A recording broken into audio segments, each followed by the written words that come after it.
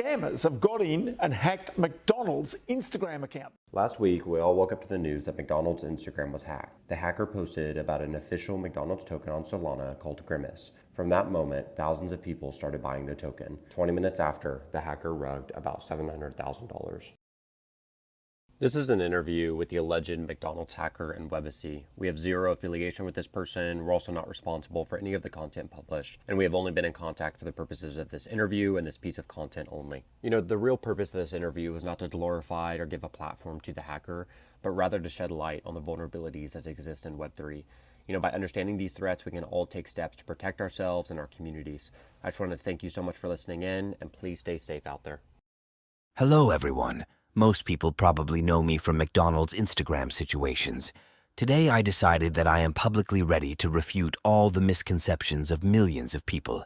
If possible, I will give as detailed answers as possible for reasons of anonymity.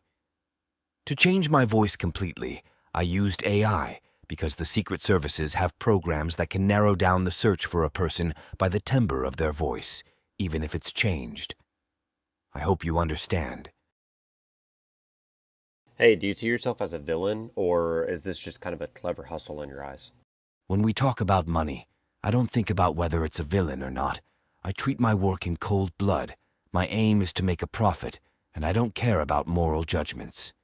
Stupid people think I am a villain, but if you look at it from another point of view, I have made money for thousands of people who were able to take the right chance. I've received hundreds of thanks and respect from those very people on Telegram. So no, even if I were an ordinary user, I would not consider myself a villain. How much money have you stolen in total? I think that if I reveal the amount, it will do me and society no good at all.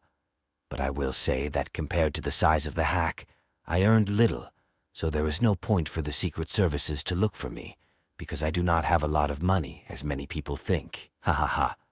If you think you're going to start hacking, you're too stupid, especially if you think a few $100,000 is worth more than your freedom and your life.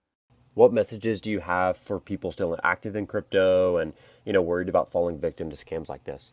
If you are actively working with cryptocurrencies, you as an ordinary user should take minimum measures. If you haven't already done so, use reliable and trustworthy platforms to store your cryptocurrencies.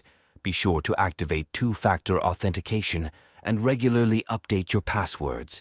Carefully check all links, and probably one of the most important rules. Be aware of new hacks in time, not only to protect yourself, but also to be in the right place at the right time. So, what do you say to those who claim hackers like you, ruin the potential for a decentralized, open financial system? I understand the point of view of people who think that way, but if I hadn't done it, someone else would have, and they might have used it maliciously. In my opinion, hackers like me are monitoring the security of systems all over the world. And don't forget that any system can be vulnerable to some extent, anywhere. So is there an ethical line that you won't cross, or is everything fair game in your world? When it comes to making money, moral boundaries take a back seat. My main goal is to make as much money as possible, while avoiding actions that could attract unnecessary attention from law enforcement. And as I said at the beginning, I am very calm about other people's losses as a result of my hacks. On the contrary, I want to help people who are willing to accept my help, and those who are not will suffer. I thank this project for the invitation. I respect what you do, and also thank to every viewer for watching. This interview should benefit society and answer mass questions.